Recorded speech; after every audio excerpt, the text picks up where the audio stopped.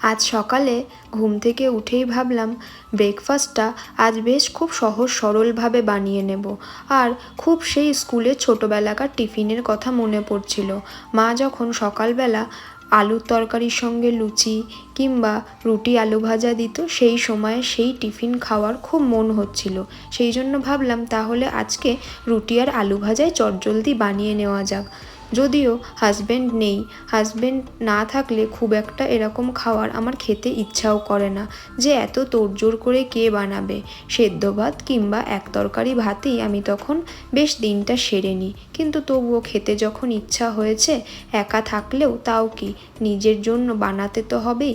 তাই আজকে খুব সহজ সরলভাবে নিজের জন্য দুটি রুটি আর আলু ভাজাই বানিয়ে নিলাম। খুব তৃপ্তি করে খেলাম আজকে, অনেক দিন পরে। আর সেই পুরনো সময়ের ছোটোবেলার স্কুলের টিফিন বক্সের কথা দারুণ মনে পড়ছিল। আর মনে পড়ছিল যে মা কত ভোরবেলা উঠে সব আমাদের জন্য এরকম টিফিনগুলো রেডি করতো। সেই স্বাদটা কি দুর্দান্ত হতো।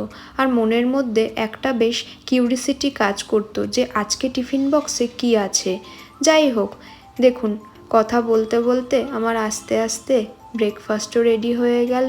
আর এই ব্রেকফাস্টটা কতক্ষণে খাবো আমি আর লোভ যেন সামলাতেই পারছিলাম না। ঝটপট করে দুটো রুটি নিজের জন্য সেঁকে নিয়ে চটজলদি ব্রেকফাস্ট কমপ্লিট করে নিয়েছিলাম। একটা নতুন ব্লগে খুব শিগগিরই আপনাদের সঙ্গে আবার দেখা হবে। আপনারা সবাই ভালো থাকবেন, সুস্থ থাকবেন, সাবধানে থাকবেন, আর দিন আপনাদের খুব ভালোভাবে কাটাবে।